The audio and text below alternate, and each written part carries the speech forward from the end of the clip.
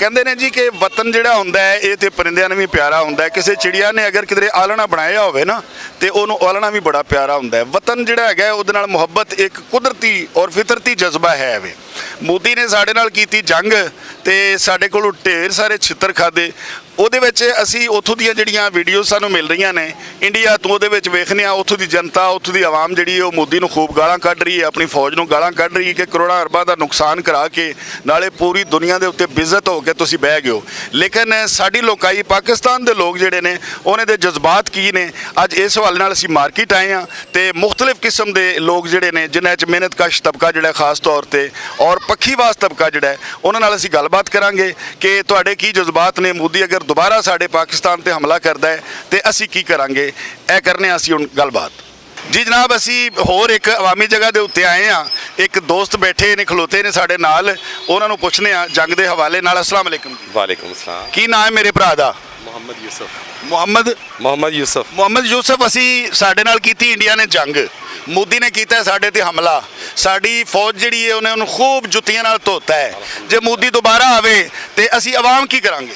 ਬਈ ਮੋਦੀ ਦੁਬਾਰਾ ਸਾਡੇ ਲਈ ਆਵੇ, ਅਸੀਂ ਤੇ ਟੋਕੇ ਤਿਆਰ ਕਰਕੇ ਉਹਦੇ ਨਿੱਕੇ ਨਿੱਕੇ ਪੀਸ ਕਰਕੇ ਤੇ ਉਧਰ ਵੀ ਨਹੀਂ ਭੇਜਨੇ, ਜਿਹੜਾ ਦਰਿਆ ਨੇ ਬੰਦ ਕੀਤਾ ਉਹਦੇ ਚ ਰੋੜ ਦੇਣੇ ਨੇ। ਔਰ ਮੇਰਾ ਸ਼ਹਜ਼ਾਦਾ ਬੱਬਰ ਸ਼ੇਰ ਲੱਗਿਆ, ਠੀਕ ਹੈ? ਇਹਦਾ ਮਤਲਬ ਤੁਸੀਂ ਤਿਆਰ ਬੈਠੇ ਹੋ। ਅਸੀਂ ਪੂਰੇ ਲੱਡ ਤਿਆਰ ਬੈਠੇ ਆਂ ਦੇ। ਫੌਜ ਸਾਡੀ ਬਾਅਦ ਵਿੱਚ ਪਾਕਿਸਤਾਨ ਜ਼ਿੰਦਾਬਾਦ, ਪਾਕ ਫੌਜ ਜ਼ਿੰਦਾਬਾਦ, ਜਿਉਂਦਾ ਰਹੋ। ਫੌਜ ਦੇ ਨਾਲ ਹੈਗੇ ਆ। ਜਦ ਤੱਕ ਸਾਡੀ ਫੌਜ ਬਾਰਡਰਾਂ ਤੇ ਕਾਇਮ ਔਰ ਦائم ਹੈਗੀ ਏ, ਅਸੀਂ ਵੀ ਉਹਨਾਂ ਦੇ ਨਾਲ ਕਾਇਮ ਔਰ ਦائم ਹੈਗੇ ਆਂ ਦੇ।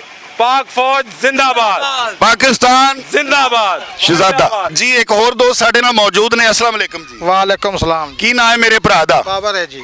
ਬਾਬਰ ਇਹ ਦੱਸ ਕਿ ਮੋਦੀ ਨਾਲ ਸਾਡੀ ਲੜਾਈ ਜੇ ਫੇਰ ਹੋ ਜਾਏ, ਮੋਦੀ ਜੇ ਫੇਰ ਆ ਜਾਏ ਤੇ ਕੀ ਕਰਾਂਗੇ? जिन्ना लड़ांगे उन्हें छुरे ठोकांगे, उन्हें बंदूका मारांगे, उन्हें गोलियां मारांगे। ਆਪਣੀ ਫੌਜ ਨਾਲ ਰਲ ਕੇ इंशाल्लाह अपनी फौज ना रल के ਫੌਜ ਤੋਂ ਪਹਿਲੇ ਬਾਰਡਰ ਤੇ ਪਹੁੰਚੋਗੇ। पहले पहुंचांगे बॉर्डर से। ਜਿਉਂਦੇ ਰਹੋ, ਸਲਾਮਤ ਰਹੋ। इंशाल्लाह तो पहले पहुंचांगे। ਇਹ ਹੋਈ ਨਾ ਗੱਲ ਜੀ। ਬਜ਼ਾਹਿਰ ਮਿਹਨਤਕਸ਼ ਤਬਕਾ ਜਿਹੜਾ ਹੁੰਦਾ ਹੈ ਉਹਨੂੰ ਹਮੇਸ਼ਾ ਆਪਣੀ ਰੋਜ਼ੀ ਰੋਟੀ ਨਾਲ ਗਰਜ਼ ਹੁੰਦੀ ਹੈ, ਮਾੜਾ ਤਬਕਾ ਹੁੰਦਾ ਹੈ। ਲੇਕਿਨ ਜਦੋਂ ਗੱਲ ਹੁੰਦੀ ਹੈ ਵਤਨ ਦੀ, ਆਪਣੇ ਦੇਸ਼ ਦੀ ਗੱਲ ਹੁੰਦੀ ਹੈ, ਮੈਂ ਸਮਝਣਾ ਵਾਂ ਉਦੋਂ ਸਾਰੇ ਹੀ ਤਿਆਰ ਬੈਠੇ ਹੁੰਦੇ ਨੇ। अस्सलाम वालेकुम जी। ਵਾਲੇਕਮ ਸਲਾਮ। ਕੀ ਨਾਂ ਹੈ ਚਾਚਾ ਜੀ ਤੁਹਾਡਾ? ਮੇਰਾ ਰਿਆਜ਼ ਅਹਿਮਦ। ਰਿਆਜ਼ ਅਹਿਮਦ। ਸਾਡੇ ਨਾਲ ਮੋਦੀ ਨੇ ਕੀਤੀ ਜੰਗ ਭਾਰਤ ਨੇ, ਹਾਂਜੀ। ਅਸਾਂ ਪਹਿਲੇ ਵੀ ਹੁਣ ਜੂਤ ਫੇਰੇ ਨੇ। ਮੋਦੀ ਜੇ ਦੁਬਾਰਾ ਹਮਲਾ ਕਰਦਾ ਹੈ ਤੇ ਤੁਸੀਂ ਕੀ ਕਰੋਗੇ? ਹੁਣ ਦੁਬਾਰਾ ਛਿੱਤਰ ਮਾਰਾਂਗੇ, ਕਿੰਨੇ ਕੁ? ਹੁਣ ਬੜੇ ਛਿੱਤਰ ਮਾਰਨ ਨਾਲ ਘੋੜੀ ਬਣਾਵਾਂਗੇ। ਨਾਲੇ ਘੋੜੀ ਬਣਾਵਾਂਗੇ। ਕੀ ਬਾਤ ਹੈ ਚਾਚੇ ਦਾ। ਤੁਸੀਂ ਕੀ ਕਰੋਗੇ ਜੀ? ਮੋਦੀ ਇਧਰ ਮੂੰਹ ਕੀਤਾ ਤਾਂ ਦੁਬਾਰਾ ਉਹਨੂੰ ਪਿੱਛੇ ਜਾਣ ਦੀ ਜ਼ਰੂਰਤ ਨਹੀਂ ਪਵੇਗੀ। ਇਨਸ਼ਾਅੱਲਾ ਉਹਦੇ ਟੁਕੜੇ ਨਾਲ ਟੁਕੜੇ ਕਰ ਦੇਵਾਂਗੇ। क्या बात है। बॉर्डर पे यानी अपनी फौज तो पहले खलोते हो। इंशाल्लाह हमारी फौज कायम दायम है। इंशाल्लाह हम भी उनके साथ कायम दायम है। पाकिस्तान जिंदाबाद। जियो जी। जनाब ਤੁਸੀਂ ਲੋਕਾਂ ਦੀ ਰਾਏ ਸੁਣੀ ਕਿ ਲੋਕਾਂ ਦਾ ਇਹ ਕਹਿਣਾ ਵੇ, ਮਾੜੇ ਮਾਤੜਾਂ ਦਾ ਵੀ ਇਹ ਕਹਿਣਾ ਜੇ ਮੋਦੀ ਸਾਡੇ ਤੇ ਦੁਬਾਰਾ ਹਮਲਾ ਕਰਦਾ ਹੈ ਤੇ ਅਸੀਂ ਟੋਕੇ ਲੈ ਕੇ ਤੇ ਛੁਰੀਆਂ ਲੈ ਕੇ ਤਿਆਰ ਬੈਠੇ ਹਾਂ। ਸਾਨੂੰ ਤੇ ਹੋਰ ਕੰਮ ਹੀ ਕੋਈ ਨਹੀਂ, ਅਸੀਂ ਤੇ ਇੰਤਜ਼ਾਰ ਕਰ ਰਹੇ ਹਾਂ। ਮੋਦੀ ਜੀ ਠੀਕ ਹੈ, ਅਗਰ ਤੁਹਾਡਾ ਦਿਲ ਮੰਨੇ ਤੇ ਬਿਸਮਿਲ੍ਲਾ ਇੱਕ ਵਾਰੀ ਫੇਰ ਆਓ।